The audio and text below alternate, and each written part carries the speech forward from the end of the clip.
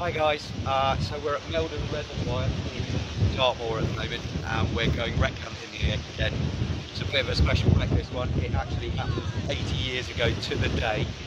So we're going up, as you see the tor up in the background, we're going up and over the top of that tor into the following valley. So it's not this valley, it's the second valley. And basically the aircraft was a B-24 naval Liberator.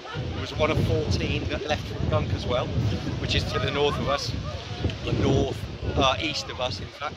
And they were on a mission out into the Bay of Biscay looking for German destroyers. The aircraft in question, it was engaged by 2 enemy fighters and managed to fight them off, but coming back, the last reported radio message was they had some minor problems, but obviously with the inclement weather, I believe they hit the top of that second ridge over there, a bit further inland from the reservoir, and the plane disintegrated into the valley. Recently the Royal Navy have come out and they've dropped off a dedicated memorial stone, so we're also going to go and try and find that. So I'll keep you posted when we're up there. It's about a 3k walk from here, so we're going to get a stop on before the weather comes in. So from up here you can easily see, just with the lie of the land and how it rises, and how some of those tors are immense. You know, you can see how there were so many air crashes up here in the inclement weather. I mean, it's exactly like the Peak District really. I've been up there wreck hunting before. Up here, and the cloud quite often comes, so you can quite easily see how accidents can happen. Cheers guys. So we're getting close to the crash site, guys. We're at Blackatour at the moment, but this ridge here, basically the aircraft hit the top of this ridge. It was travelling east, which is going this way. It hit the top of this ridge and then disintegrated and directly down into this valley. So we're going to carry on up the valley a little way to basically where the heavier remains of the aircraft are. As you can imagine, it will disintegrate to the top, all the heavy bits end up down the bottom. Okay, so it's much quieter down here. You can probably hear me loads better. So this ridge here is where the aircraft struck. And then obviously it all came down. In fact, I think I can see with my eye, naked eye here, one of the pits that we're going to go and check out. So what we're going to do is navigate our way down through these woods, which are pretty steep, down to the river where it's slightly more flatter going, and then go up river to the crash site. We're going to have to cross the river at some point, so it's a case of finding, in fact there looks like a pretty good set of rapids down there that we could probably cross over at. But we got to pick our moment because the crash site is actually on the other side of the hill. So this is a pretty incredible woods, all absolutely coated in moss and lichens, the little stunted oak trees, and incredibly steep. So I don't know whether you can get how steep that is. I mean, literally my toes, they're pointing toward, no, there's no point doing that. My toes are pointing towards the floor. So it's just a steep one and fairly slippy because of the leaves. But we reckon it's easier to do the 100 yards down to the river and then we'll walk where it's flat. You know, here we go. So Nina's going upriver looking for a better place to cross the river. I've crossed the river already, and I've found the first recovery pit. So this is our first sign of wreckage. There's quite substantial pieces as well. I mean, you can see, and this is very much got an aerofoil shape again, like we kind of had on the Peak District crash site. But apparently there are 3 more wreckage pits up here. I mean, you can see the poor old lovey is corroding away. I mean, there's an awful lot that's in the undergrowth, you know. It's definitely aeroplane, you know, 100%. Look at the amount of rivets. You can see the box structure of the whole fuselage, the same as on the one that I did up in the Peak District. I don't know which particular section of aircraft this is. It's very hard to tell. There's not very much recognisable. You know. Oh look, here we go. These are little twisty clips. It is absolutely stunning.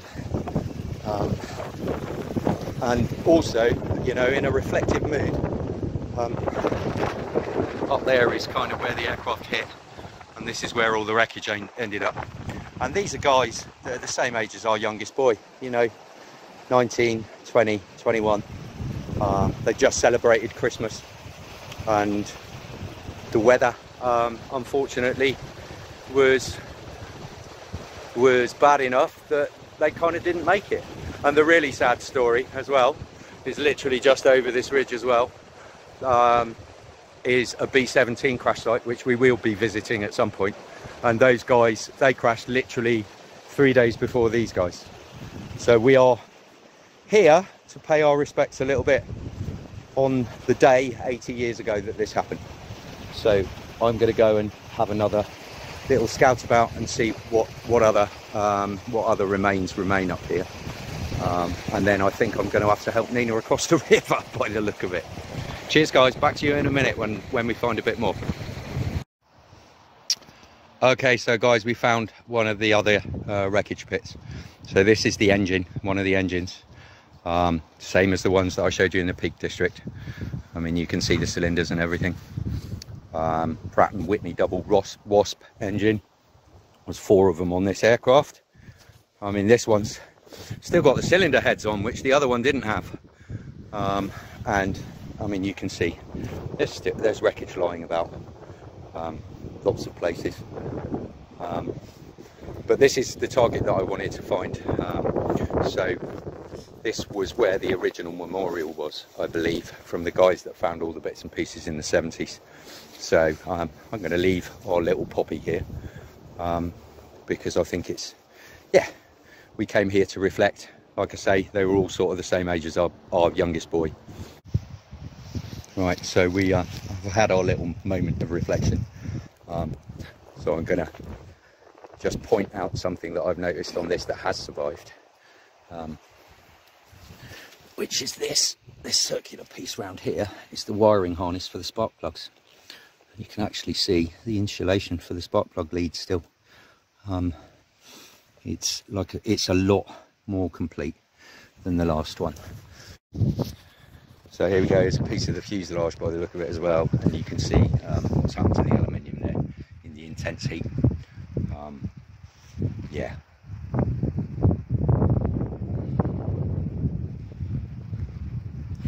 You kind of, you know, looking at stuff like this, you kind of hope they didn't suffer at all, because it was so quick. But you are remembered, as are the other fatalities on this moor, due to aircraft crashes, and we'll be going out and visiting a few more of them respectfully, because these people need remembering. So just found a bit of armour plate. This would have been crew protection. They tend to survive a lot more intact, and you know, I mean, this one has been damaged. It's quite thick armour plate. It's got to be 5-6 mil, maybe more. Oh no, hang on, it would be inches, 5/16 maybe. But not been picked up and put in one of the pits, the collection pits. You'll see, I keep seeing little bits of very burnt aluminium. I mean, it's everywhere up here. Nature is actually growing over most of it, but yeah, it won't be here for long. So we found another piece of the aircraft, an inspection panel of some sort. You can see the quick release clips all the way around, and where it's actually physically been torn out. So I reckon, what's that panel? Potentially, I know, 24 inches maybe by 15 inches. I expect if I looked on a schematic of a Liberator, I could work out exactly where this panel came from. Very tangible connection, and especially with the still with the white paint on it. So we found another pit here. This has all sorts of different metals in it as well. You can see, I mean, this is stainless. I mean, it looks like this is fire damage stainless as well, which is going to be here the longest because the aluminium will turn to dust. I mean, you can see it's quite heavily corroding now. There are, every now and then you find a piece with a bit of the original paint on, and it, you know, it's they're quite some sort of, they're quite atmospheric spaces. That original paint there, the white. Where are we looking? Oh, this original, yes, that is indeed, because this is original paint. So on this piece, you can see the original fuselage paint. Because them being Navy Liberators, they were painted white. And that is definitely the original paint on that, which really is a tangible connection back again. Yeah, atmospheric to say the least.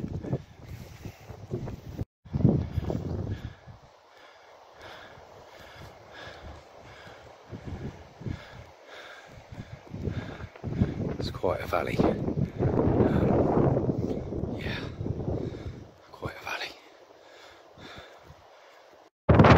So we made it to the memorial. I mean, this was dropped off by Air Merlins on one of their exercises. They dropped it over this ridge here as a B-17 crash. It's a little bit too far to get to today because it's getting dark. Will be soon. But here we go. W.W. Parrish, who was the pilot. DM Lyons, co-pilot.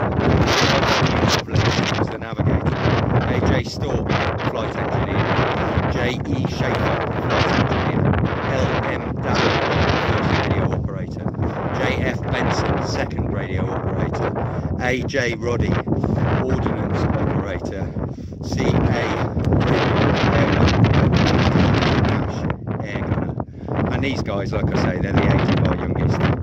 And there you go, PB4Y. That's the naval version of the B-24. There's its serial number 63926. PB110 US Navy. And that's their Scottish back of my jacket. Brilliant. I mean, it's taken me ages to get up here. It's been something I've been meaning to do for ages, and to be here exactly 80 years to the day when it happened. You guys are remembered. So here we are. We just found the last wreckage pit on the way back down the hill. We're back down. We were right up there before. That's where the memorial is. And just coming down, we've just found the last pit. That's all 4 of them. Substantial bits in here, you know, some fairly, I mean, this I would imagine is quite a recognizable part if I actually looked at some schematics, and you can see the original paint is still on that section of fuselage. Yeah, it's been a hell of a trip out in quite inclement weather, but worth every second. And now we're just heading down there to cross the river again and to follow the valley back down to the reservoir and keep on keeping on, really, to keep warm, because the weather's coming in now. At least we know that all we have to do is go downhill and follow the river. Okay, right, so we're off ski.